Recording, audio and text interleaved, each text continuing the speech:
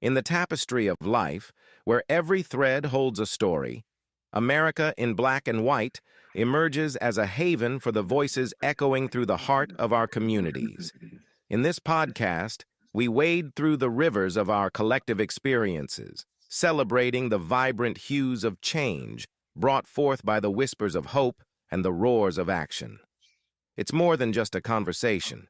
It's a journey into the heart of our society, illuminated by the light of those daring to dream and do. Join us, and let your voice be the melody that guides us toward a dawn where every color finds its place in the masterpiece of our shared destiny. Together, let's paint a future brimming with the positives that dwell in our minds and the actions that shape our world. Good evening, ladies and gentlemen, and welcome to another episode of America in Black and White. Before we get into our show tonight, what I would like to do is I like to kick off this episode and I'd like to do a reflection of Black history and Mr. Langston Hughes before we get into our show and our guests. Before we bring Jamel into the conversation, I want to pause for our Black History moment, a moment to honor one of the architects of our cultural consciousness, a man whose pen became both a mirror and a megaphone for Black America, Langston Hughes. Langston Hughes was more than a poet. He was a historian of the heart, capturing our laughter, our pain, our dreams, and our determination. With a clarity that still cuts through time, at the height of the Harlem Renaissance, he dared to write about everyday Black life with dignity, rhythm, and truth. He wrote about the beauty of our struggle and the brilliance of our survival. Hughes reminded us that our stories matter, that our voices matter, that our dreams deferred or not still hold power. One of his most enduring messages was simple yet revolutionary. Black people deserve to be seen, heard, and understood in the fullness of our humanity. Tonight, as we talk about public service, child welfare, mental health, and the systems that shape our lives, we carry Hughes' legacy with us because he taught us that storytelling is resistance, that truth is liberation, and that hope, even in the darkest moments, is a form of power. Langston Hughes wrote for the people, he wrote for the future, and he wrote for nights like this when we gather to honor those who continue to work of uplifting our communities. So tonight, family, we gather again, and at the intersection of truth, community, and transformation, America in Black and White has always been a space where we peel back the layers, not just society, but of ourselves. A space where we honor the people doing the work that rarely makes headlines, but always changes lives. In this episode, we shine a light on a brother whose purpose is rooted in service, integrity, and the belief that every person, every child deserves safety, dignity, and a chance to thrive. In a world where systems often fail the most vulnerable, he steps in not as a savior, but as a steward, not as an observer, but as an advocate. Jamel R. Grace-Morrow is the kind of leader who reminds us that public service is not a job, it's a calling. His work in child protective services, his commitment to mental health, his dedication to education, and his passion for community impact all speak to a life lived with intention. And when we talk about Black history, Jamel stands firmly on the shoulders of giants Barack Obama and Malcolm X, two men whose courage, clarity, and conviction shaped his worldview and his mission. Tonight, we explore his story, his purpose, his journey, and the legacy he is building, one family, one classroom, one community at a time. Let's get into it, ladies and gentlemen, and let's welcome Jamel Morrow to the show. Hello, sir. How are you? How are you? I'm doing well. Thanks for having me tonight. Happy Black History Month to everybody's here. Well, I thank you so very kindly for joining us tonight, especially with this great story that I'm sure people are going to more than just learn from. But as we start, can you tell us, is there something that you'd like to tell the audience before we get into the show? You know, be patient, be kind with me. This is my first podcast. A little nervous, so I'm here and I'm ready to be open and vulnerable. All righty. Well, so I like to start, with people getting the opportunity to get to know more about you, Jamel, and the person that you were before you got to be this great leader that you are today. So, can you tell us who was Jamel before the titles, the degrees, and the professional accomplishments?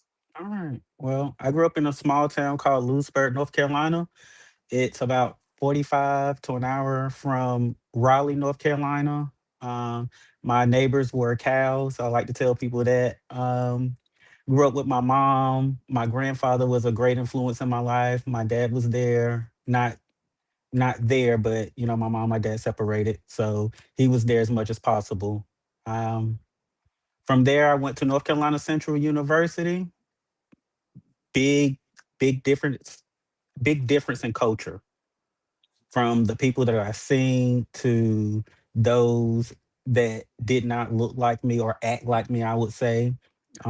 It was an eye opener. And I will say, I'm not going to call myself ignorant, but I was sheltered. So Durham, North Carolina gave me a lot of lessons, lessons in love, life, failure, commitment. I am grateful for what we call the Bull City has given to me, and I carry it with me every day. So tell us, with that experience and when you got that eye opener and being in a different culture such as that, can you tell us what were some of the things that you learned from that and how did it impact your life? Yeah. Um, Durham taught me how to love the skin that I'm in, to be honest with you. Happy Black History Month to everyone. But yeah, Durham gave me an identity that without Durham, I can say who knows where I'll be, who I would be at this point. I give Durham a big kudos. I went to a HBCU for my undergrad and grad school, North Carolina Central University. Big place in my heart. I'm gonna take it back a little bit. I started at Chowan University, which was a PWI, predominantly white institute in Murfreesboro, North Carolina. Clothing, respect for yourself. I mean, you went to class. I'm in class with white people, and of course, at that point, I'm you don't have to. You just show up as yourself. There's nothing. It didn't. I would say, as a young black male, a young black gay male, it didn't prepare me for the world, and I didn't respect the institute, unfortunately, just because it was class and it was back to your dorm. Whenever I went to North Carolina Central, there was a sense of community. I connected with people. I learned more about my culture. Um, the people that look like me and come from similar backgrounds and backgrounds that I couldn't fathom. Mhm. So, yeah, I don't know if I answered your question. I start blabbling, so you can redirect me at any point because I'm a talker. I will say That's that. that's fun. Um, so what early experiences shaped your sense of responsibility and service? Mm. So a lot of things will tie back to my educational background. At Central, our background, the motto for the school was truth and service. I started off, in order to graduate with my undergrad, we had to do community service hours. It was a must. It was mandated. You couldn't graduate without it. Whenever I went back many, many, many, many years later to get my master's, I ended up, it was kind of a full circle moment. I ended up working with the Office of Community Engagement and ushering the new classes in and helping them get that same sense of community. I work with American Red Cross. We did the sound the alarm. We did blood drives. I orchestrated the MLK for 2018 Day of Service. It it really opened my eyes to how disproportionate and how young black men and women aren't seeing what education looks like outside of primary education, what things the world has to offer to them without, you know, looking at it on TV. TV is a great thing. It does give us, you can see things, but actually having something that you can reach out and touch, reach out and talk to. Like my number has always been open to anyone I connected with.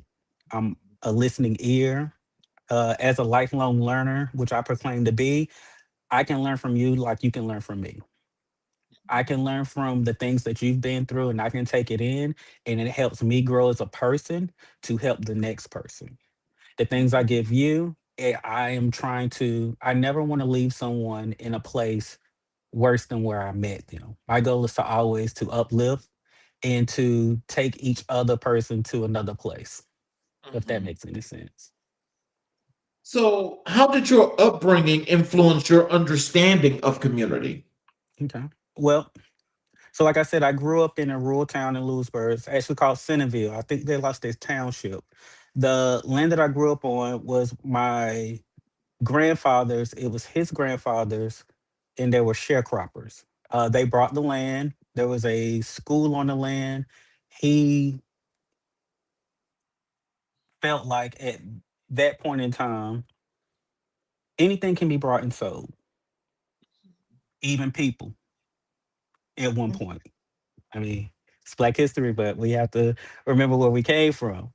So his biggest accomplishment was to purchase the land that his fathers worked on. And he did it. And he took that land and he divided off with his kids. That land became generational wealth for those, for me, myself, and my family. And for the ones that didn't get it, it instilled in our head like this is something obtainable. The land where I grew up, it was a dirt road for a very long time. It was named after my great grandfather, and everyone on that land had their own spot, but also I could throw a rock or I could look out my window. I could see my aunt. I could see my great aunt. I could see my uncle up the road. Like it was a sense of community there. So my community started with family, which I know now growing up, that's not something to me that was normal life. It's just how I grew up. I didn't know any better. But going off and going to school and living in different places, it was kind of like, oh, that was kind of like a utopia. Like I didn't get the things that other people got, but also they didn't get the things that I got. Like my cousins, my sister, um, we were all we had. We went to school as a clan. We caught the bus at the same place because we had to walk up to the stop sign and bus came, we mixed and mingled there. We got on the bus all together. We went to school together. Everyone knew who we were. We got off the bus. We came home. We did chores. We worked on the farm. And that was life. Community started it with my family. And that was all the community I had at that point. If we didn't have something, or if my mom cooked something I didn't like, I can walk out my back door and go to my aunt house, go to my uncle house, go to my grandmother house, which she can look out her window and look directly into my room and tell if I'm there or not. So community is very important. And I took that, my friends will tell you, like, I'm very close knit. I have so many people locations on my phone that is ridiculous because we keep up with each other and we hold each other accountable. And that's part of what community is. Community will hold you accountable and they help you when you fall. You know, and just listening to that, that is major because when you just think about it and we know what community is supposed to be, I think your foundation is very, very solid. And just when you think about that, compared to those that when you got away from home, you were growing up and you were maturing, can you tell me, did you at some point, as you had your interactions with other growing young adults, young adolescents, were you comparing your situation as to what community meant to you compared to the others and how you guys could intermingle? I never compare with anyone. I never compare. Um, I've always looked at everyone as an individual and what they're going through as a gift Hmm. because our past don't define who we are. It's what we do and what we take from it, where we go from there. So you could grow up without a community. But my thing is, like I said before, I believe in whenever I'm meeting someone, I always felt like I need to leave you better than where I found you. So if you don't have community, my background is community. Let me share that with you. Let me give you even the smallest piece of that. Let's be friends. I am your community. And then with that love and with that patience, it grows and you learn.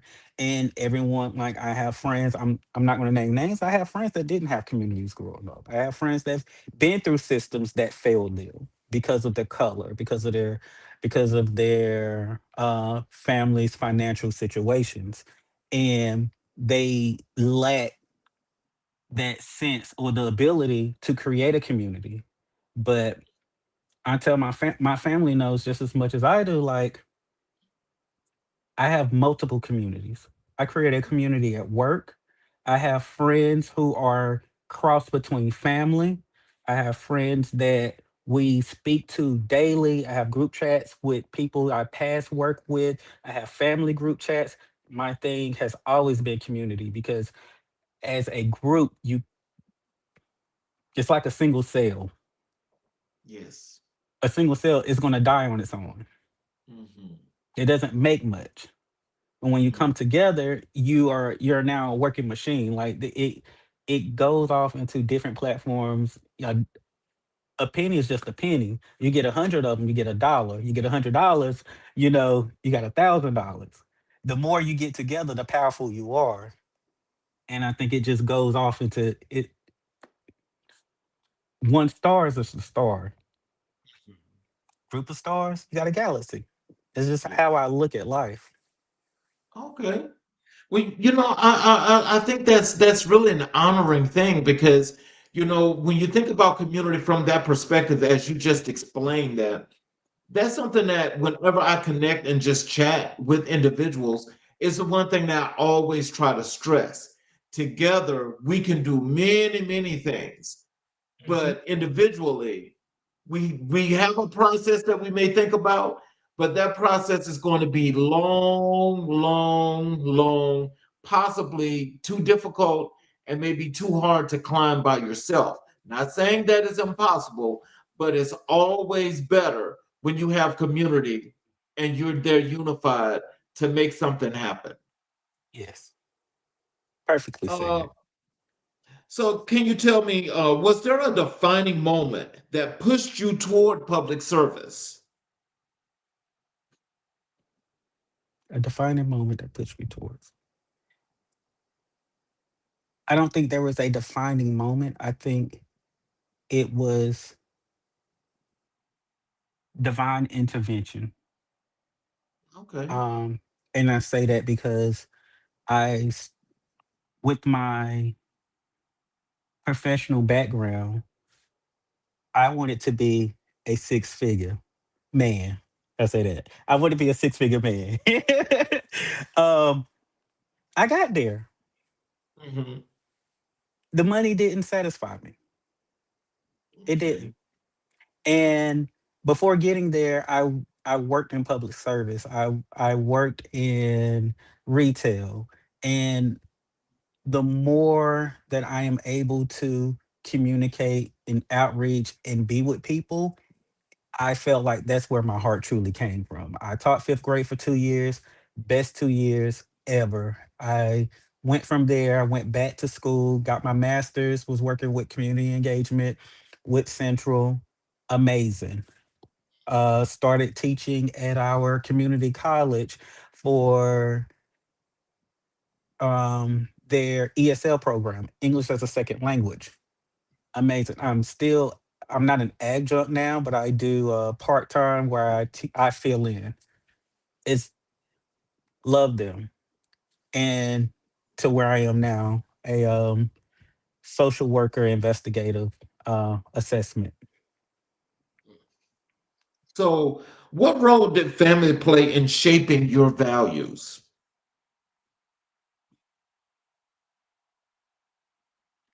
No, so I would say family and education together. Mhm. Because I mean, I grew up in a rural black family. You know, what happens at home stays at home. We deal with home at home. My mom was very keen on when you come home, our home is our sanctuary. Whatever problems the world have given you, we can talk about it, we can discuss it, but don't bring that mentality, don't bring your anger or frustration into home because this is your safe space.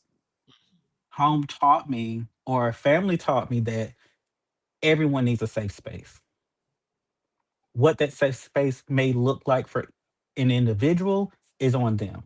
Whether it's going to your best friend's house and having a glass of wine and discussing how Jake and Susan peed you off at work today, or going to your step parents' house and let them know how your significant other peed you off. You need a place that you feel safe and comfortable to express how you feel. Mm, I want to be that for anyone in what capacity that they need it for. Right. And with education, it has opened doors for me to move through different spaces so I can connect with different people. Mhm. I mean, again, I think, as we're getting to learn a whole lot more about you, it's really extraordinary to know, that your values have not just taught you to be the great person that you are, but you love the idea of reaching back. It's the reaching back part that's so important because there's so many people in our communities or our communities in general that are lacking resources and things to help make them better. Can you tell me how does that motivate you, to be that much better at what you do?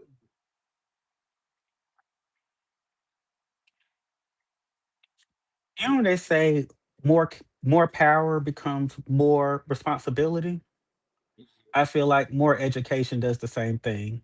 More knowledge of what's going on does the same thing. There's no way as an individual who prides themselves on family and community could learn certain things and be aware of things that are going on within their community and outside of their community, within their bubble and outside their bubble, and not have the heart to want to reach out and help change or mitigate some of the things that individuals are going through. And I feel like the more, like I said before, I'm a people person.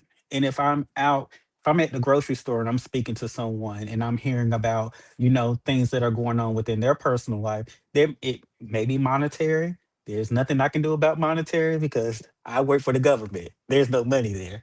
But I have knowledge of resources. I have different avenues that you could reach out to. Reach out to your social service agency. See what programs they have. See what resources they have with the churches and the other things in the community that will help you.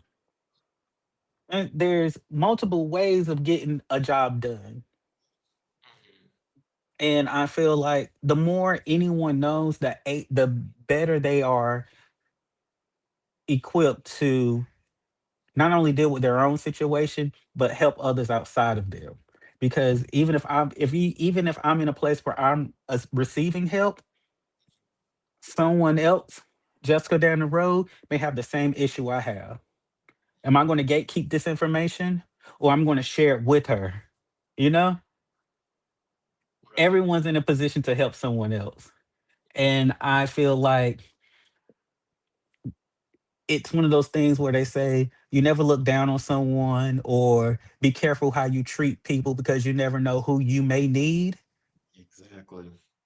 I mean, I could be a billionaire and I'm going to a restaurant. I need to figure out where the bathroom is. Who am I going to ask?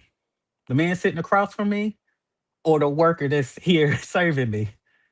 It's as simple as that. What challenges did you face growing up that later became strengths? Challenges I had growing up. Being naive, my parents did a great job of shielding me from the evils of the world. I will say that. They made sure as a child I stayed in a child's place. And I can say that once I became of age, I don't think anyone is an adult until they're 32 and above, but that's a personal preference. But 18 and above from there, like any of the things the dangers that I've encountered, the things that I've went through, it was on my own accord Right. because I was sheltered, but you get the world looks at you as an adult at 18. Your parents starts to loosen up the reins on you. When I say loosen up, some parents cut it loose. Some kids are fortunate to depending on how you look at it, some kids that's not their story. I can only talk for myself, but like you're loose in the world. That was kind of a disservice. I learned things the hard way. I've taken it. I've moved from it. I've I've lived a life, and I'm grateful for every life lesson that I've had to get me to this point. Because I wouldn't be here now. I wouldn't be able to help the people I'm able to help. I wouldn't be able to do the things that I've done. I Bad decisions and life lessons have always helped me. I feel like I was asked the other day at work if I could choose an age to go back to change the trajectory of where I am. I can't because I love who I am. I love what I become, and I'm grateful. And I don't know if I can pinpoint a specific situation that would change everything, if that makes any sense. Yes, sir. But yes, sir. Thank you. So, how did your educational journey prepare you for the work you do today? Yeah. So, public administration gave me a voice in a non-traditional way. I think there's some of my classmates in here today. They can tell you about some of the things that I had to would go with some professors. It's a world where politics politics are everywhere in your workplace, where you shop, where you eat. If you're dealing with people, you're dealing with politics. And for me, I had to find a voice for myself, but also find my voice, use my voice, but not be labeled. Mhm. And what that label becomes, the angry black man, the uneducated black man, the black man who doesn't take accountability. And I make sure before speaking, I look inside. I take accountability for what I can take accountability for, because what I don't want is for us to have a conversation and then you bring up my flaws of what I did wrong to negate the message. Right. That is, oh my God, that is so perfect because, what I want to ask you is because I'm sure that is some of the things that either you have either had to deal with or you've had to confront. Can you tell me, as being a part of the LGBTQ community, how has that affected the way you have to navigate at least six different paths and directions in order to keep the record straight? Because a lot of times people have the wrong connotation and they say the wrong things when they're basically just speaking to America or the world's stereotypical situations. How does that work for you? How did that work for you? I tell people all the time, I'm an individual. There are so many boxes that you can put me in. I'm black, I'm gay, I'm married, I'm educated, I'm a son, you can keep going. My blood type, my height. I'm only 5'5". Okay, I'm country, as you can hear from my from my slang. Like you can put me in any box you want, and you can generalize anything. But when you start to put all these pieces together, it's what makes me who I am. And I get a lot of times when I'm at work, and you can look at it as passive aggressive. You can look at it as um, ignorance or just a lack of knowledge, and people automatically assume things. My name is Arabic, Jamel Rashad Grace. I've gotten plenty of times, but a long time ago, I used to have locks in my head. People assumed that I was Jamaican or I smoke weed because if you see people with locks, that's the conversation you get with it. And they speak to you, then you get, oh, you're smart, you're educated. I love the words that you speak. And there's a way to correct people and shut them down without being belligerent, without, you know, giving them what they want. Even at so my past job, I won't say the name of it, but I worked with a guy. He was over he was over the program. I was a contracted employee. Um, from the South, short, non-person of color, and this individual couldn't take the fact that this young, gay, black, educated man possibly knew better, more than him, and could do things more efficient than him. So I would get shut down left and right about ideas and different things, processes that we could do as a collective to lighten the workload on our techs. And where it became a problem was I suggested something to him. 2 months down the road, it came back up. He had to redo some things, and he couldn't look me in the eye. Could not. That man went home the same day. He went home. He refused to accept that, someone half your age in a different background had knowledge for him that he could not obtain it. It literally hurt this man to his core. And I'm thinking this whole time is like, wow, we have all these people that show up to work for us every day. My job is to make sure that they're here, they're accountable, and they're doing the things that we set for them. And you couldn't acknowledge something, or you refuse to look at it just because of the source it came from. It That's wasn't it. on me. Yeah, it wasn't on me. It was on Mhm. him.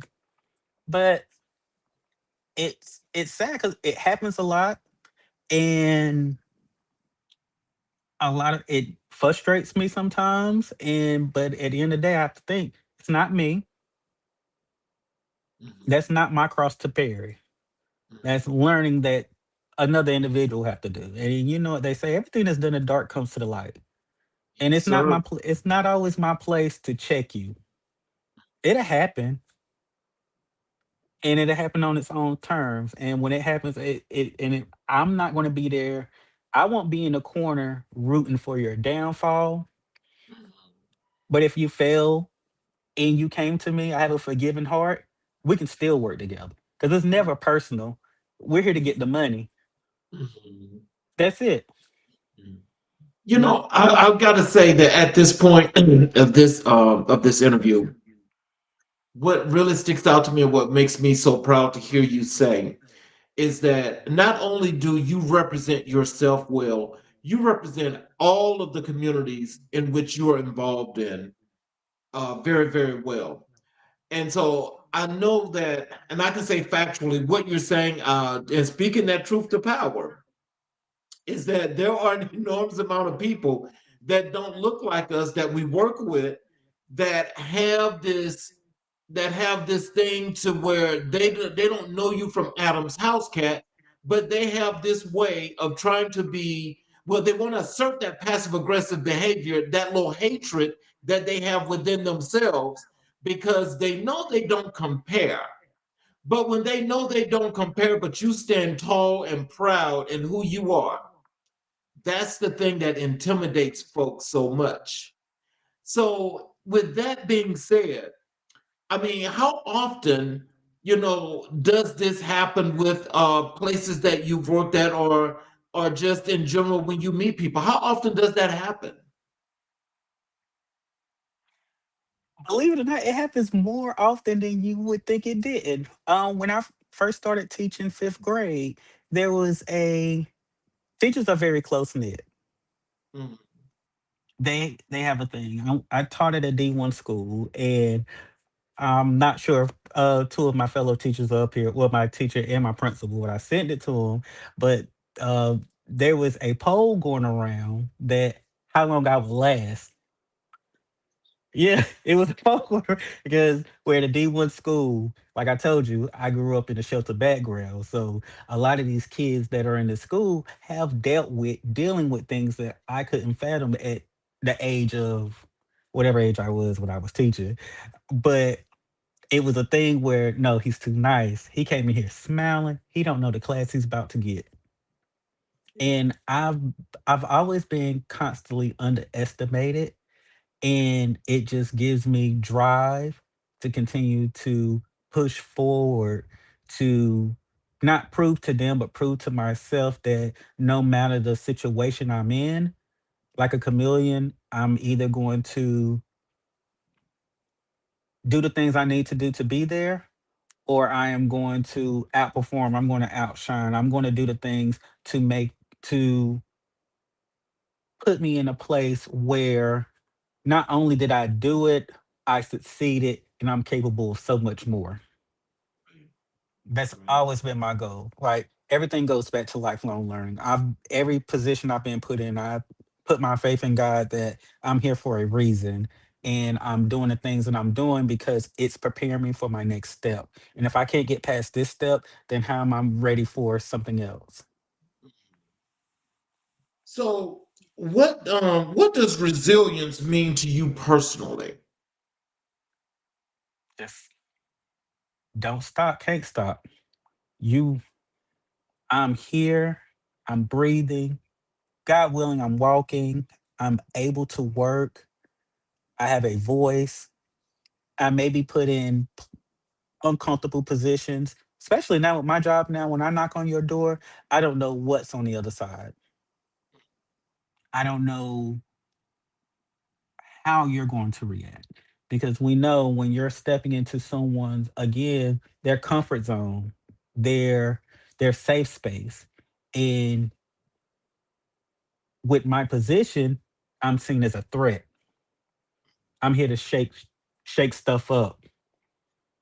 So something went wrong. That's the reason why I'm here. We have to have uncomfortable conversations. How is this going to end? My goal, as always, to leave you better than where I found you. But if I quit, or if I quit on myself, then how can I help someone else? Right. Therapy, counseling, your safe circle. I preach that to everyone. I think that it's an amazing thing to have. I cherish those that are in my life that I am able to vent to because it holds me accountable and it keeps me going when I know that not only are friends there, but I have family. I don't have any kids myself, but I have tons of nieces and nephews. I came from a big family and they look up to me. They have questions about things I don't know. The first I will never tell them I don't know. I Let's find out together. Give me a call back. Let me do my research. Let me reach out to someone within my circle, or let me create a new circle to get some answers for you. Okay. Because it's more than like I said. It's there's power in numbers, Mhm. and I'm not here. I can't say resilience all on myself.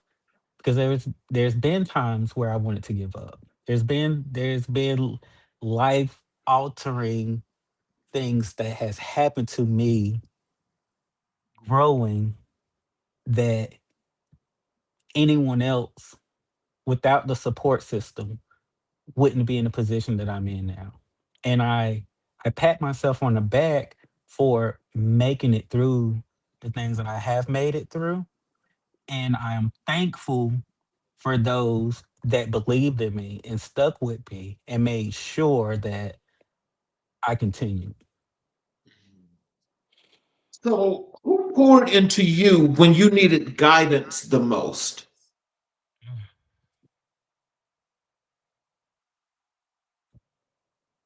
Who poured into me when I needed guidance the most? You trying to start a fight? You, oh, okay.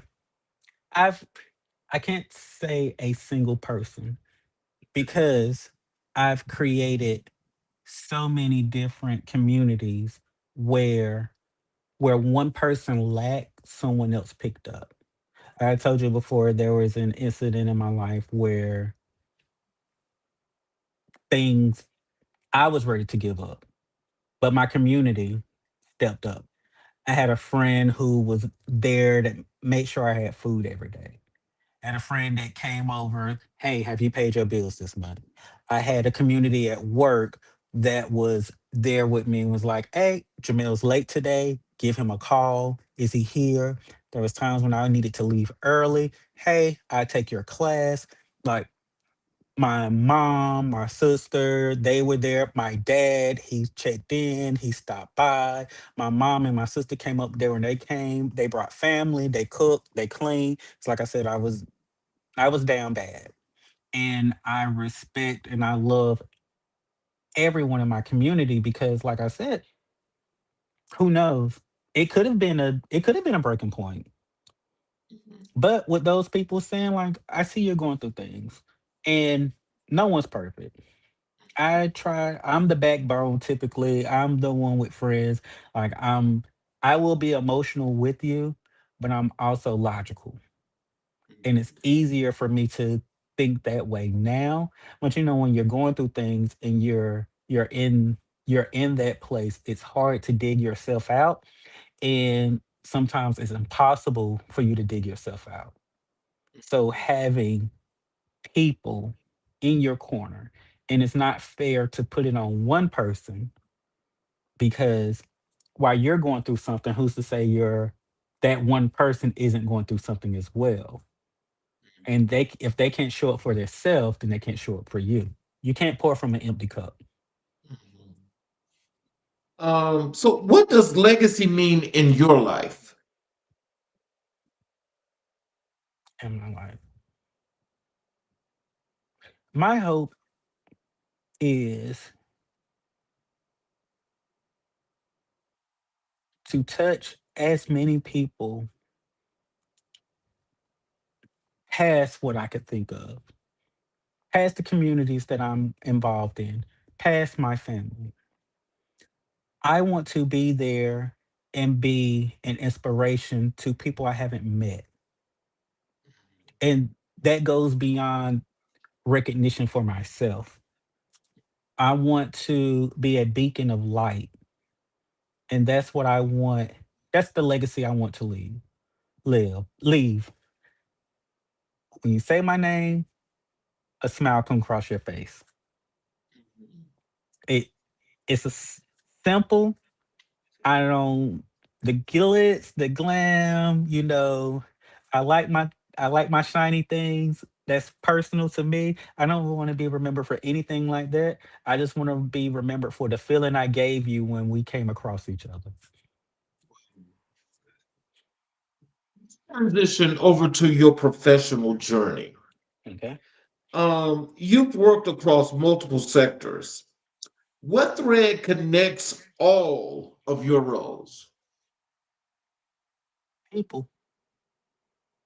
Everything I've done, every job that I've worked, people. And not a specific group of people. I've worked, like I said, I've worked with children to adults to immigrants to the old and elderly to now families needing resources and disproportionate. I've worked in probation parole for a short amount of time. It's people. That has been the link. And I learned that that is my strength. So, your what drew you specifically to Child Protective Services? Again, I would say divine intervention. My degree was in public administration. My goal was to work with local government and move up to um, city manager, which is still possible one day. But after my last position with the pharmaceutical company, I was let go uh, because of my mouth and people unwilling to listen, which is fine. I'm an open book, so I was home for a bit and I started applying to places. And the first thing my husband said to me was, you know, you have this time, use it well. Figure out what your next step is going to be. Home is okay, but I want you to make sure you're not rushing into a job because you feel like you need to work. I want you to be in a place where you feel valued and you can grow. I mean, I'm older. I'm pushing 40 now. So those words stuck with me. And as I started applying, I applied for social service. My background is not social service work. I did my interview. I spoke from the heart. They called me 2 days later and offered me a position. And I really felt like it was God and they seen something in me and they wanted to take a chance with me because of the things that I said during my interviews. Some things can't be taught. I mean, if it's not your calling, it's not your calling. We all have had classes where we had teachers who didn't care. They knew the material, but they couldn't convey it. They knew the material, but they couldn't connect with their students. Yeah, Mhm. that's a part of it. You need the education, yes, but it's something in here that draw you to where you want to be. And everything I've done up until this point, I felt like has been a stepping stone to create, to make sure that I'm getting where he wants me to be, or you know, where he wants me to be. So, how do you mentally prepare for the emotional weight of CPS work? I don't think you can, honestly. I mean, You got to do something. 'Cause I know listen, that that could be emotional. can you prepare for a roller coaster? No, Can you prepare for a roller coaster? no, you can't. There's, unfortunately, in my opinion, for me, with social work, we are taught that on your way into work and on your way leaving work, you pick a place on on your commute to work and from work, a drop off zone and a pickup zone. So on my way home from work, the stresses that I have, there's a specific place. It's a Sheets gas station that's right before the highway where I try to drop off the things that I'm dealing with. And then on my way to work the next day, that's where I picked that social worker hat back up. Because you deal with so much and you deal with so much nasty and negativity and things that children and families are going through. And as a human being, those are things that you cannot take home. You cannot. So, like, I will, even if I'm venting, not giving out any PHI, um, But if I'm venting to my husband or a friend or another social worker, I am we're talking and then I try to wrap that conversation up before I get to that point. Because when I get home, I have three dogs, I have a husband, I have a whole house, I have my self care that I have to deal with. Because what I don't want to do is bring that in home and then it affects home life. And then I can't replenish my cup to go back to work to help others. Because if I'm now stuck with the third case and I got 15 cases and I got to see six cases today, how am I helping anyone? Mhm. So I can't prepare for what I'm going to see. I just, when I'm in the moment, I'm in the moment. Secondhand trauma is a thing. We are humans. Just like they couldn't prepare for it, I can't. I can only deal with it at that point, work through it. We have different things at work where, we have on-site counselors, there's telehealth, there's a whole bunch of resources to assist you with dealing with these things. But there's no way you can bring it home, and there's no way that you can prepare for any of that. You every day that we're we're clocking in, it's a shit show. Excuse my language. No, I definitely understand, which brings up our next question though. So, how do you and your husband, how does your husband help you to decompress from those days? Because I'm sure that that's got to be a lot that's weighing on you, and I know you try to keep it from home, but how do you guys Mhm. decompress from those days? Yeah. So of course I'm human and I will bring something home and I will vent just like any other job. When I was working in my other job where the work environment got so toxic, like I was talking about work every day. My husband got tired of hearing certain people names. Like it was just like, what did such and such do today? Or where we at today? So we've come up with different ways to like deal with these things. We have our three dogs. Like we'll take my biggest dog, who's the oldest. His name is Tyson. He's a Rockwell. We'll take him to the tractor supply store and give him a bath, or we'll go for a walk in the neighborhood, or he'll take me to our local wine bar and we'll sit there. And whenever I try to keep our tough conversations outside of home because it's kind of that same thing. Like if we're going to have a tough conversation, let's go somewhere. Let's deal with it. Let's hash it out because home is our safe space. Right. I really believe that home is where we come to build each other up and lock in and focus on home. Because although I don't have kids, my dogs don't give a flip about how my day was at work. When I walk through that door, they're excited. They're happy. They want to go to the bathroom. They want to round. They want you to pet them. They want to be brushed. There's a whole laundry list of the things that they need. And the same thing with people with kids. Like he understands, and it same thing. Like he has needs. Like I'm the cook of the house. All my friends and family know. Like I cook. He's picking up on it. He ain't the best, but he's learning. So we both have responsibilities within our home and in order to there's keep it moving, we have to figure out like, okay, today's your hard day. So what do you need from me? Because each day is a different day. What I need today may not be what I need tomorrow. If I say, hey, I don't want any social interaction. I don't want to talk about it. It's like that's fine. We live in a two-story house. There's a living room upstairs and one downstairs. Pick one. You got office, I got office.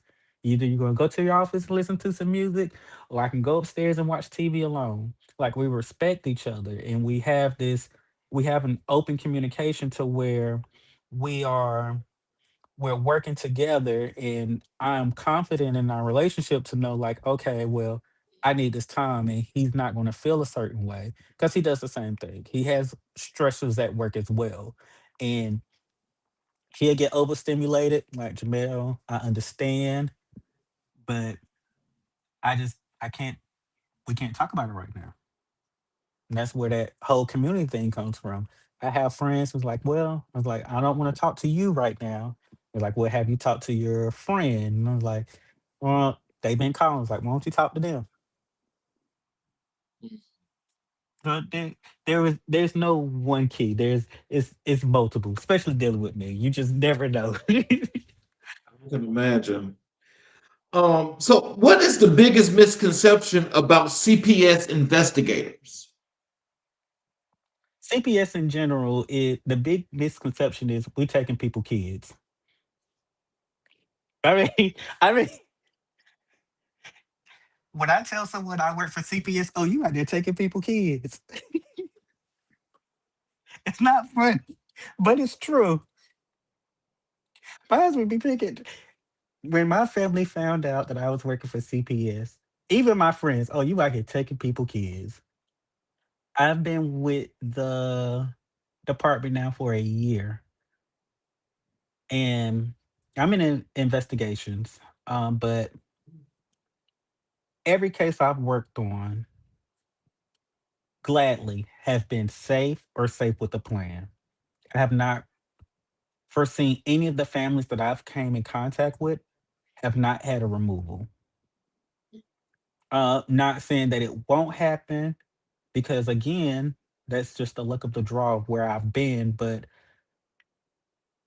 we are there for the safety and well-being of children. And the most important part is to lessen the trauma of us being there because CPS already holds trauma. If we're called, kids can live in a situation, but they're surviving. This is their normal, so they don't see anything wrong with it. But they know something when that white car pull up with the circle on it, and I jump out with a clipboard, right? Mhm. Okay. You have parents crying so as you step and knock on the door. Hey, this is a social worker Grace, and we're not there to take kids. We're there to ensure the safety and well-being of children. And our biggest aspect is to make the family as strong as possible. We want to leave the family in a better place than we found them. We're not there to take your kids. If you don't want your kids, why you think I want them?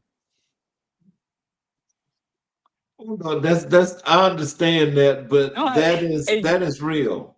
listen, you don't want me in your house. I don't want to be anywhere I'm not wanted.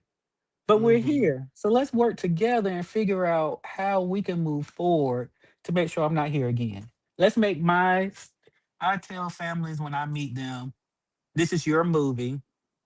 I'm just a guest star right now. I'm just here for a short amount of time. Use me for my resources, ask as many questions as you need, I mean, off the wall stuff. Ask me anything.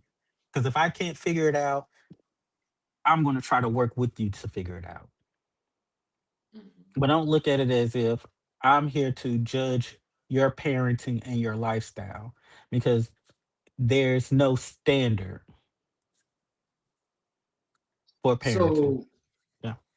how do you balance empathy with the need to make tough decisions? Say that again. How do you balance empathy with the need to make tough decisions? Oh, so my cousin called, not my cousin, my husband calls this courageous conversation. Okay. So with tough decisions and empathy, it's different parts of a conversation. Whenever I'm working with a family, there are no surprises with what I'm going to tell you. When we're meeting, we have goals, we have time frames, and there are consequences to those time frames. So if you can't meet these goals at these time frames, depending on what the goal is, then we have to now talk about these consequences. And I don't feel bad because it we all have responsibilities. Just like I said, it doesn't matter what I do when I go to work. When I come home, I still have certain responsibilities for me when I get home. Yeah. Home life doesn't stop. We working. Work and home are two different things. You go to work to support home. I can't mess up at work and come home and be happy because when I mess up at work, I'm going to get dinged for, or I'm gonna get fired, and then home life is going to be affected. If I'm at home and I'm not dealing with things at home, if I'm not helping my husband do certain things, we're going to have issues.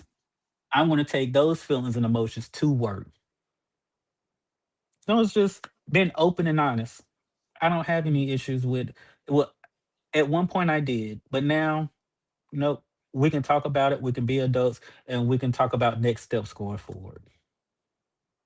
Well, so can you tell us this? Because in just thinking about that whole concept, and I know that, there's like a whole sloth of things that just, that you have to use in your toolbox when it comes to making situations better and try to add ease people that get a little anxious. So what can as we've got a wonderful audience out here listening right now, Mhm. what are some things that you can tell them right now that would make them feel safe and secure? That not only when they see you, but about CPS in general, when you guys come out to do your job as an investigator, what are some of the things you could tell them to be comfortable? You know, okay, so let's start here. We're gonna make it a scenario. I'm not gonna give you a scenario. So when you talk to your doctor about your symptoms and your doctor asks questions, you do more harm by lying, right? When your doctor asks you, "Hey, do you smoke?" You say no, and you know you're smoking a pack a day. Is that helping you? Was that hindering you? So now we're at this point to where if I'm here to help. I have resources. Social workers come with a host of resources, things that you don't even know about, community resources, government resources. Whenever you needing housing or anything like that, because if you have an open case and a social worker stamps their name on it, 9 times out of 10, your name on that list will move up. So it's not to say, hey, let me go out and get me a CPS case so I can move up on this list, but it's saying, hey, you're here. I'm not going to lie to you about the things that my family needs. Let's be open and honest. Let's have a communication. Let's work together because you are the expert on your family. Be honest with me so I can help you. I am here to help. I'm not here alone. This is my job. Look at me as a server. I'm serving you what you need. There's no need to feel judged. There's no need to feel like I'm here to automatically take your kids away from you. That's not the intent. That's not the purpose. I'm here to make your family system stronger than what it is, or to give you resources to make to same thing to make your family stronger. Okay. Let's transition over to your CPS investigation and child welfare. What does the day in the life of a CPS investigator really look like? So clock in. Um, we're in what's called rotation. So depending on when calls are coming through with allegations is when you get a case. Your case could be a immediate response where you need to go out right then, a 24-hour, or a 72 hour. So those are the response times that you have. You have to initiate immediately within 24 or within 72 hours. There's family assessments and then there's investigative assessments. Investigative assessments, there's no family contact before going out to the home. So it's just me knocking on your door or showing up to the kids' school, ask questions. Family assessment, we can we have a little bit more wiggle room. I can call you, we can set up a time to meet, but it still needs to be within those time frames. When I knock on your door, either way, whether I'm popping up or we've set a time frame to meet, when I knock on your door, I don't know what's on the other side. All I have is anonymous report from someone that has concerns, and I'm there to address those allegations. How you react, what your living conditions are, what pets or animals you have in your house, your neighborhood, the conditions of your home, anything. When I knock on your door, I'm getting it all for the first time.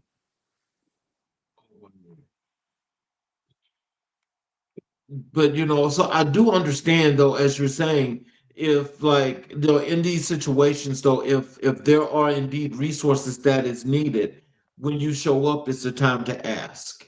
Yes. And we're there. So a normal CPS case in the state of North Carolina, on average is 45 days. And then anything after 45 days, it goes to in-home services.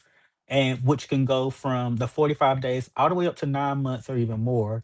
And then also you have the cases where kids are moved to foster care, and then your foster care social worker is with the child until they age out or they're adopted. So how do you build trust with families who may fear the system? So I feel honesty. Mhm. Honesty. My goal, like I told you before, I want to make sure that there are no hidden surprises, there are no hidden agendas. We're going to talk through this process from beginning all the way to the end. When we first meet, I give you there are three closings. There is CPS not needed, service provided, CPS no longer needed, and CPS services needed.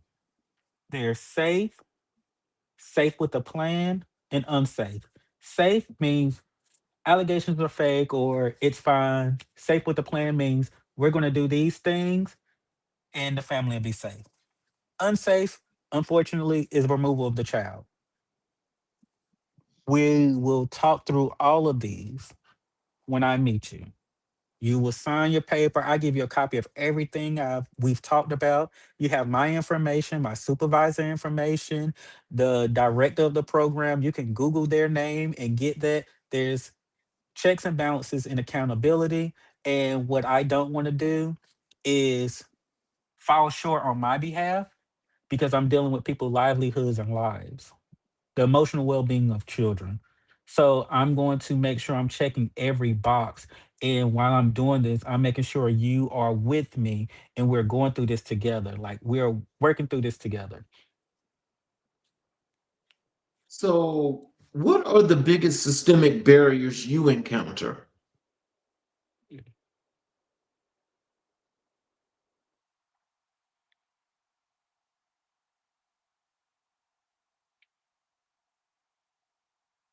Hmm. Depending on the area, um, nope, I'm going to say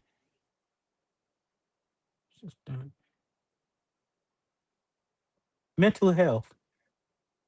Oh, okay. Mental health. It's been a reoccurring thing here lately, but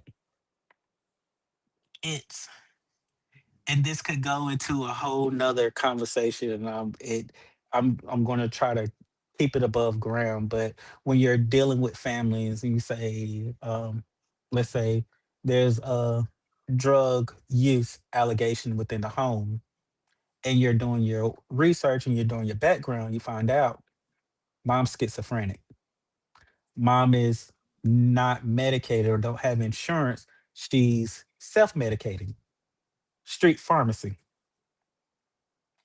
No one knew anything until mom lost her job and couldn't buy the things that she needed.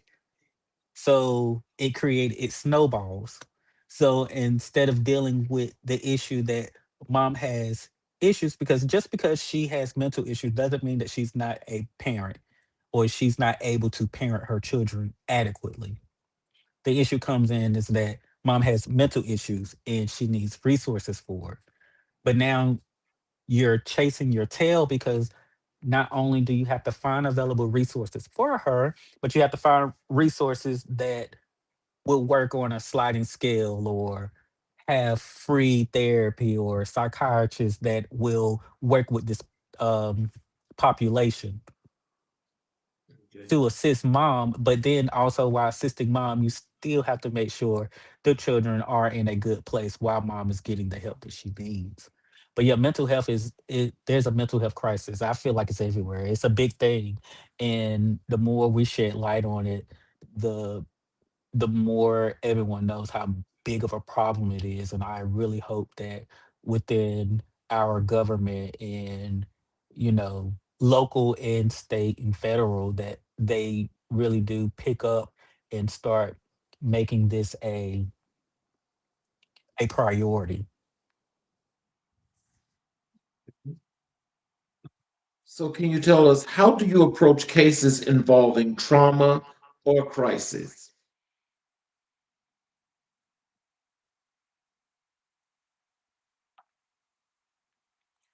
I feel like once I show up, it's going to create trauma, whether it's in the child or the parent, the neighbors, the children. There's going to be trauma. Um, I handle all my families with white gloves. I show empathy, and it's being straightforward with them with what's going on and why am I here, so we can work on a solution, because the trauma of me being there is already there. Me popping up at the your child's school and then pulling them from class and having a conversation with them, that's traumatic. I'm already there. Mhm. How we talk, how we interact is how I'm going to lessen me being there. Don't see me as an authority figure, or don't look at me as the judge, the juror, and the executioner.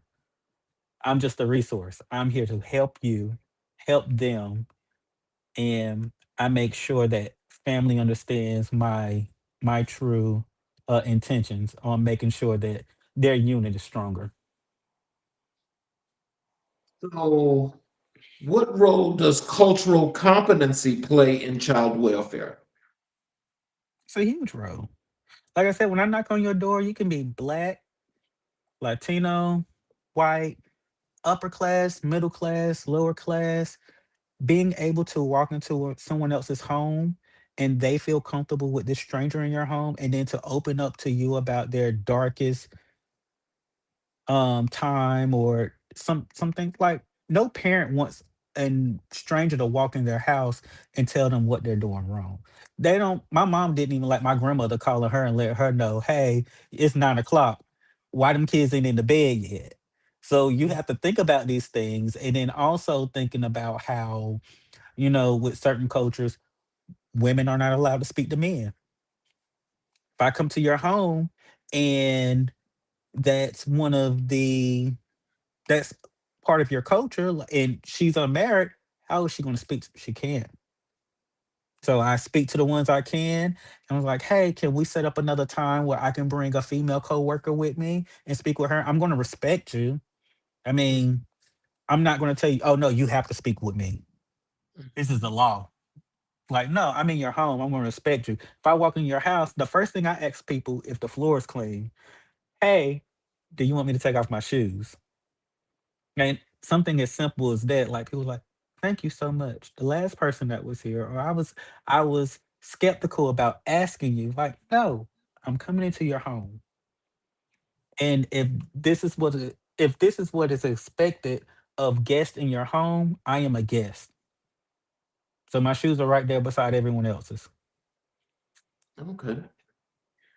So, how do you collaborate with law enforcement while maintaining advocacy for families? I have no problem with speaking on behalf of anyone when someone is not able to speak up for themselves. Typically, when law enforcement is involved with me, I give them the rundown of the goal, why we're there, what we're looking for, and I haven't run so far. I haven't run into an issue with working with law enforcement where they overstep. Because at the end of the day, if they did anything, they don't take the children into custody. It would be me. Mhm. So they're more respectful and law enforcement with CPS, in my experience, they respect the work we do because it's dealing with kids, and we're trying to lessen um, trauma. So we're working in a way that's not as forceful as law enforcement, but they're typically there as backup. They're not in front. They're in the back. You're there when we need you. If we need you to knock on the door, if there I've been in a few places where I had to work with other supervisors to do removals, then they're typically the ones that knock on the door and give them the court mandate papers and everything, and we're still there and we're doing things respectful of the family because we want to make sure this respect we're respectful of the home and the children because no the dramatization of snatching the kids out the house and the parents screaming and falling all over the place, like it could happen. When it does happen that way, there's like I said, there's underlying things that's going on, mental and or drug use or anything. I don't want to speculate because every case is different, but 9 times out of 10, parents know why we're there, when we come. There's no surprise at all. And like I said, law enforcement is there for backup and our safety because again, I have to get home. And Well, yeah. so look, I forgot, and I just wanted to. We got a bunch of chats here, Oh, comments or maybe questions here in the chat. So as okay. I put these on the screen, if you like to, address these, you're more than welcome to. Okay. First of all, I want to apologize to everybody that's put the chats in here. I'm sorry, I was just so involved in the interview. But the first one here is from Naomi. It says, Happy Black History Month. Looking forward to hearing your story. We've got, this is only Jamar. Happy Black History Month. This is, I don't want to say that wrong because that's a lot of consonants, but Eagle Pride. Okay, that's my auto. And this is Blue Love too. Uh, And this is uh, uh I don't know how to say that. I may be saying that uh, this wrong too. it's Shanita. That's one of Okay. my we we were in our master's program together. Great person, love her. Okay. And we've got this one here as well. It says Happy Black History Month. That's my stepmom. Okay. And we have this one from Lamarius. Happy Black History Month. All right. Um, we have Legacy. Legacy. We have Community is so important for us as Black people. This is Naomi again. Yes, definitely. She's a she's a clinical social worker, a Okay. counselor. And we've got I think this is Tammy Walker. I just shortened that. She says definitely have to share information and able to enable our community to better themselves while also allowing them to be the horses that drinks the water you led them to. Oh my You have God. any comments for that? I listen, that embodies what I do as a social worker. I can lead you to the source. I can do everything.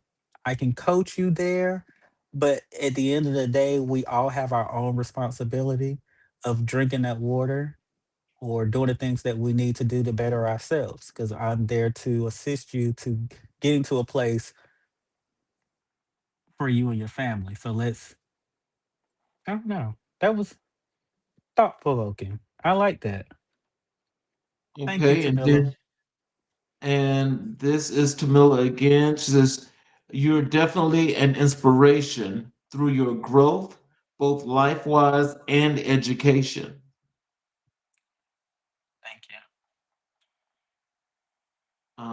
We have Naomi again. She says, "Here to get the money and get the job you. done."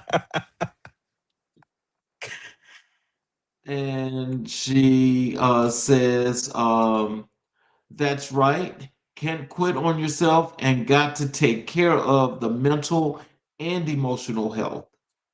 Yeah.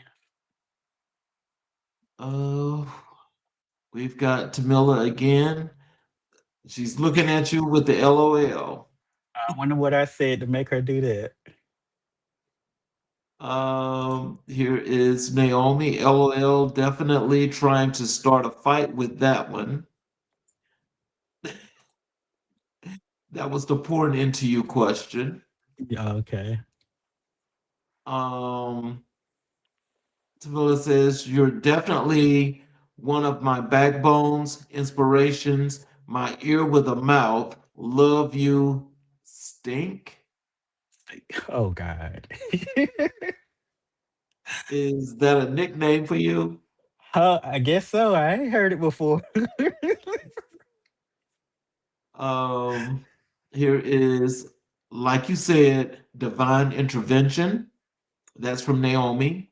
Mhm.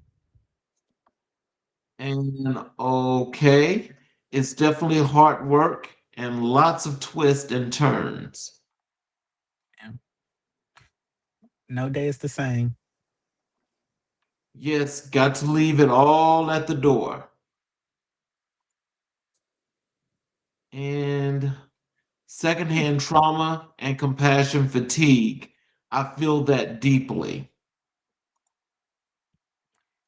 Self care is very important with working in any mental health field as a professional. Um, we live by it, and it's a reminder every day just because of the work that we do and the things that we see. It as a human being, you can't not feel certain things for individuals. It becomes a norm. It has become a norm to watch adults cry for me, and that's something that I can't get over, and you never get used to it. But dealing with it, and like I said, my biggest thing is showing compassion and empathy, and also being upfront and honest about the things that we're going through. Okay, and she goes, LOL, jump out with that clipboard.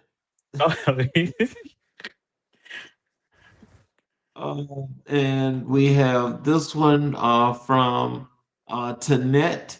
It says, "What are the main factors you consider when deciding if a family is ready for reunification? How does CPS support families in addressing the issues that led to removal?" Okay. So with CPS, it's not a one person do all. There are three different stages. So there's assessments, which is what I do, and assessments and investigations. Then it goes to in-home services. So in-home services will work with the family from 45 days to 6 to 9 months. And then from there, if there's a removal, you are giving a um adoption or not adoption. a foster care social worker. While the child is in foster care, they have monthly court ordered appearances. During this time, social workers still work with the family with things that they need to do. They advocate for family visits where it could be once a week or twice a week or once a month, supervised or unsupervised. But there's a list of things that they're doing, the parents are doing, social workers are checking up with them, and then also still offering resources for both the child and the parents. Because at the end of the day, we want the family back together.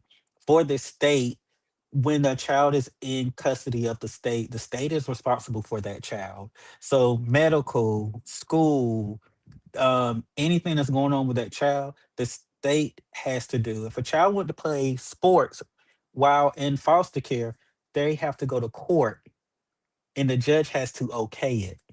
Mhm. So the goal is always for reunification, and we are always working towards making sure families are back together. And if not, then the next goal would be to have this child adopted, to have a family in a place to call their own versus still being in the system and relying on this. Because if you're still in foster care, no matter how old you are, you're still having that monthly visit at court until you age out or you're adopted.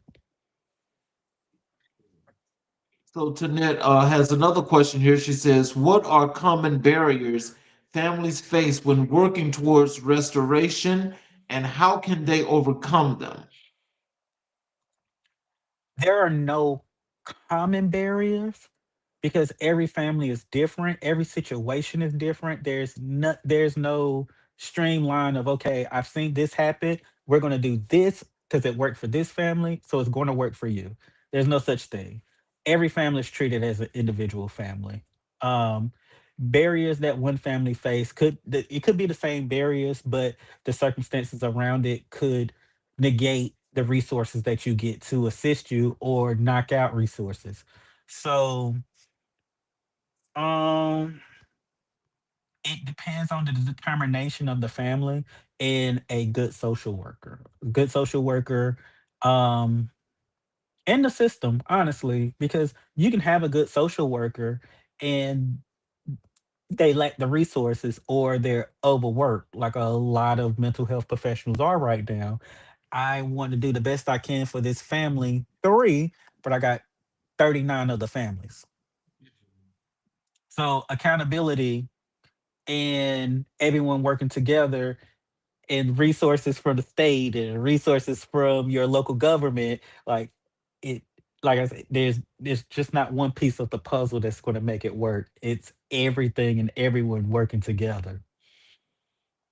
Okay, Naomi says there's a huge mental health crisis right now. Yeah, we touched on that earlier. It really is. I think it's, I'm not even gonna say across the state. I'm just gonna say in United States in general. I read, and I hate that I don't remember where I read it from because I hate quoting things and not having the proper resources. But I am gonna say this. America is one of the only places where they think that um mental health can't be cured. So Mhm. like anxiety, depression, here we are more of a treatment kind of, we're more in a treatment, we're going to treat it, we're not going to cure it because that goes against capitalism, that's a different story. We're going to give you ways to manage it and deal with it, but yeah, I'm gonna leave that alone. Okay, we got Sade Lyles here. Community is so important. Having people who support, encourage, and uplift one another makes all the difference. We truly thrive better together. Yes, and she's my neighbor, and that's part of my community here. Literally, my literal community and a community that I open my doors to, and we are family. So thank you. And this is from Ruby. You are community. Your conversation was very empowering. So, Miss Messick is she works for the Office of Community Engagement at North Carolina Central University, and I was under her tutelage when I was there getting my master's degree. Great person. I will say that I am appreciative to all the things that she's taught me to get me to where I am now. Okay, and we're gonna go over here to Black History. When you and I had our chat and booking you for the show, when I asked you who were the most influential people in Black history in your life and career, you mentioned to me Barack Obama and Malcolm X. Can you tell us why are Barack Obama and Malcolm X the two most influential figures in your life? I will start. So I've been here recently because it's Black History Month. I've been listening to all of Malcolm X speeches, and a lot of people felt like he was problematic and he encouraged violence. I don't think he encouraged violence at all. I think he encouraged self preservation, and I feel like he preached more on being more intentional on where you spend your money, who do you where you spend your money, and how you vote, which is very important, especially in the climate that we are in now. Um, Spending money within your own community to help your community to gain more resources and power. I resonate with that very well, just because we as people can be a little bit more hypocritical about community resources and stores we have, but we'll go on Amazon.com and order something from a place that we know nothing about how it was made. All we know is we're going to be at our door within 24 to 48 hours. Yes, this price is a little bit more. Um, it's right up the road. Um, Linda, Linda has outsourced it and she's got it in her store, but you're going to jump past her to save $2 to order it from someone else, and then we are all shocked and surprised when things like what is his name, uh Jeff Bezos? Tesla. Yeah, Tesla. Uh, oh, Elon Musk. Elon Musk. We're all surprised when he flipped the strip, and now we gave him the money, we gave him the power to do what he did. And I can say, as a lot of people on this chat may or may not know, I had a Tesla. Loved the car. But in good conscience, I got rid of it just because of the things that he was doing and he was saying. It didn't represent me. And I felt like I'm giving you money, I'm giving you power to do the things that you're doing. And if I'm not pouring into my own community, then I'm not part of the problem. I'm not part of the solution. If I'm not part of the solution, then I'm part of the problem. If I'm not speaking up and I'm being complacent, I'm part of the problem. Naomi has put something else here in the chat for you. She said, because no one wants to talk about it being a systemic issue. So, yes, keeping people sick keeps money in their pockets. Yeah, she trying to start something. She is. Um, I totally agree with the background in pharmaceutical and just looking at certain things and how quickly we've come up with a cure for, or not even a cure, but a vaccine for COVID, and then we have prostate cancer that's still running rampant in black men. Cancer in general, breast cancer in women, which overpopulates black women. Um, HIV and AIDS, which overly populates black men. There's so many things where you kind of look back and like these things have been around so long and we have so many different medical advances. Black women and mortality rates when it comes to infants, there it becomes a thing to where you think, is it designed this way? Or again, is this a way to, if you're sick, let me treat you versus let me cure you or let me show you how to cure yourself? That there's no money in that, and we live in a capitalistic economy. So, I'm gonna leave that there. So, what aspects of Obama's leadership resonate most with you? What resonates with me with Obama is one, how he carries himself. I see a lot in how I operate and how I move. I mean, it's totally on a different scale. I'm not comparing myself to Obama at all. Let's clear that up. But the things that he had to deal with, and knowing that he's a black man, because he is a black man, and was in this place of power, and the scrutiny that he was giving during the term that he was in office, and being able to, I'm not going to say he turned the other cheek, but being able to overcome that or not give light to it made a huge impact on me, on how I maneuver at work, and how, and the things that I decide to give energy to when responding to people. Because someone always going to have, I mean, they talked about Jesus, they talk about Beyonce, they talk about everybody. They talk about Obama, they talk about our current president, good and bad. I don't think there's anyone in history who's only gotten good talk. And I'm gonna say that, and possibly Mother Teresa, but I'm pretty sure people don't call her out her name too. And who am I to think that I am that good of a person that no one will have anything negative to say about me? Pretty sure people are going to have some notes and things about this interview now about, well, you could have did this, or you should have said this, or you should have spoke up on that, which is fine. I'm always open for growth, for engaging conversations. Leave me better than what you found me.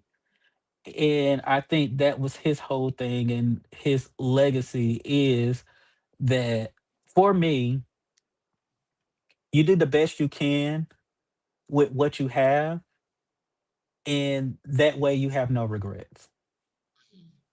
So, what teachings or philosophies of Malcolm X guide your work? Mhm. It goes back to that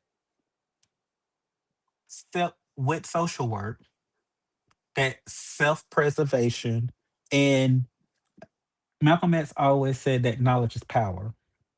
A lot of things that he go, whenever I'm listening to his speeches, he's able to correlate power to, you know, how many people are in government, who elected them, where did they come from. He goes back to their background. You can't make an informed decision without being informed. I try to make sure before making decisions, whether it's regarding my next step in my professional life or helping a family, I want all the pieces I can gather before making the decision. And I had made a statement earlier, and I was like, I hate to quote something and not have the reference for it, just because I don't want to be solely speaking from here. Because men lie, facts and numbers don't. And I don't want to misinterpret anything, or someone say, well, this isn't true. I want to be able to say, yes, this is true because Mhm. this works because. So he's given me that in the back of my head when I'm doing things, there's a reason. And we're taught as social workers, don't be scratchers, be diggers. Like, we want to, not what's happened to you. No, not what's wrong with you, but what happened to you. Let's figure out the why. Why are we here? I know what you did. It's there, but let's go a little bit deeper. Let's figure out where we can kind of get to the root cause of everything. And we've got another quote comment here in the chat. Again, this is from Miss Naomi. Yes, let me show you how to cure yourself. Say that louder for the people in the back. You're gonna have to connect me with her. I love her. She is aggravating in real life.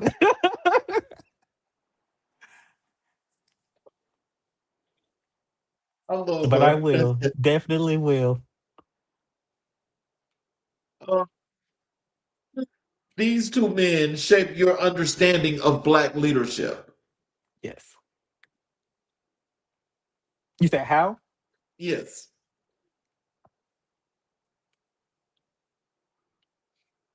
You had asked me a question earlier about how I would maneuver with diverse cultures and responsibilities being was it culturally competent, and whenever I'm walking into someone's house, I feel like Malcolm X spoke to a specific group of people. Mhm. He was unapologetically himself, and he Mhm. did not code switch. Yep. You got what you got. Mhm. I don't code switch. I am who I am. Mhm. At one point, it was a thing. I felt like it was important for me to be able to navigate different spaces in order to get in different positions. But then I found out on my own that I have something to say. My experiences are my experiences, and it is not up to me to change the message. Maybe how I relay it, because a how I speak to the doctor isn't how I'm going to speak to my student.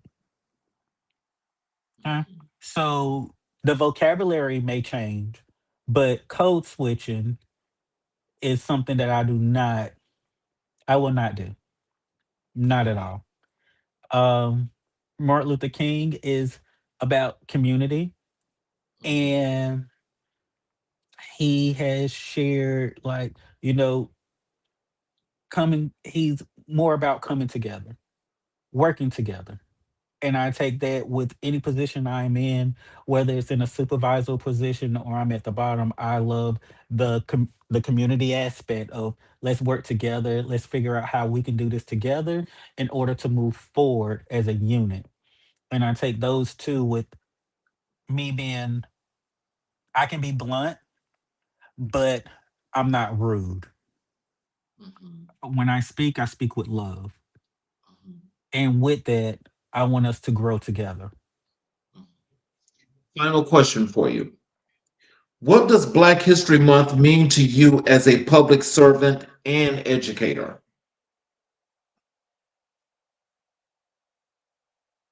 It shines light.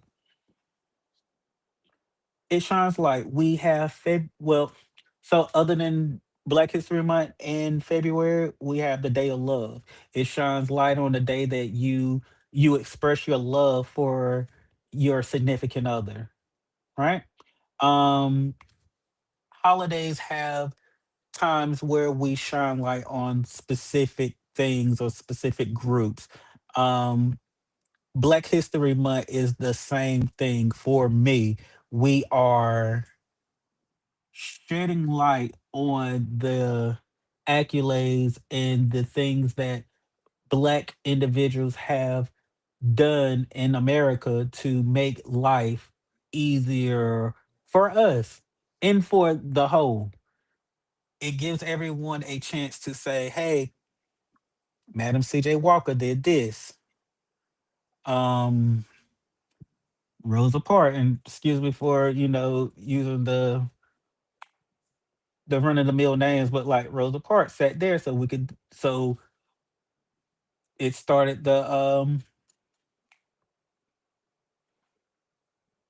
sorry. Yep, Rosa Parks at the back of the bus.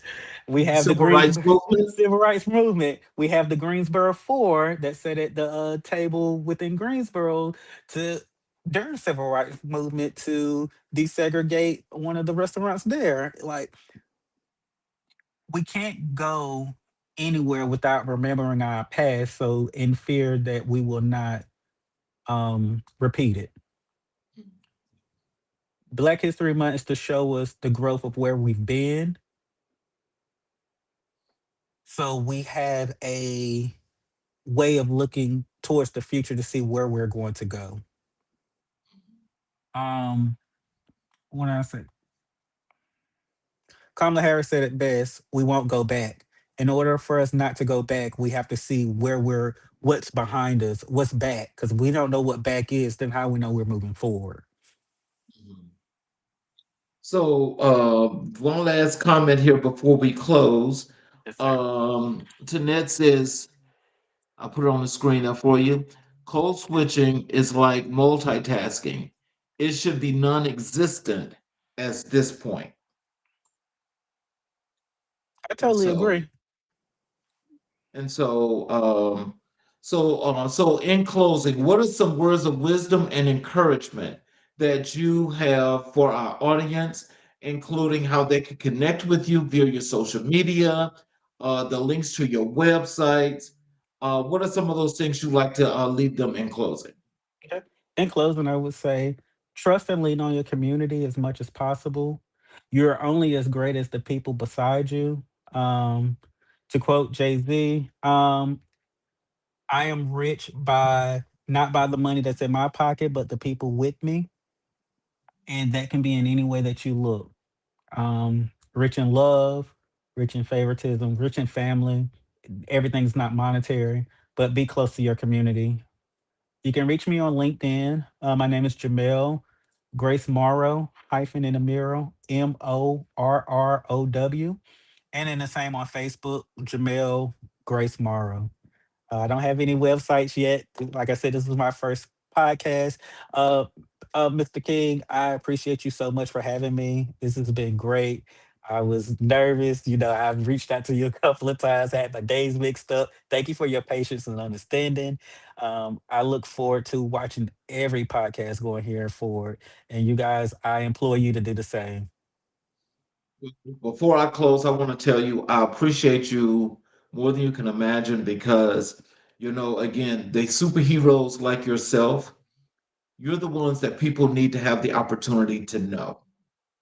What you do is so important and it's so pertinent as to how we want to continue to build our communities. It's people like you that people need to know, but also know that you're putting in the work. And while you're putting in the work, you know, there's a reason behind that. That's what I want to thank you for. And I want the audience to gain a lot from the message in learning not just the work that you do, but the person that you are, the man that you are, that you've got, so much gravitas in actually putting forth all of this work that contributes and impact our communities. So I just want to say this in closing. Jamel, tonight you reminded us that leadership isn't always loud. Sometimes it's the quiet courage of showing up for families in crises. Sometimes it's the steady hand guiding a student towards confidence. Sometimes it's unseen work that protects a child's future. Your story is a testament to what happens when purpose meets preparation, when a man chooses service over spotlight, integrity over convenience, and community over comfort. As we honor Black History Month, our journey stands as a living chapter in that history shaped by the wisdom of Malcolm X, inspired by the hope of Barack Obama, and carried forward through your own commitment to justice, compassion, and transformation. Thank you for the work you do. Thank you for the lives you touch. And thank you for reminding us that the future is built by those willing to serve. Until next time, family, stay informed, stay empowered, and stay connected. I'm your host, Charles King, and this has been another episode of America in Black and White. You guys have a great evening. I'm sorry for the last two chats and comments that have come through. Hopefully, you guys will be here the next time Jamel comes back, and we will see you guys tomorrow for another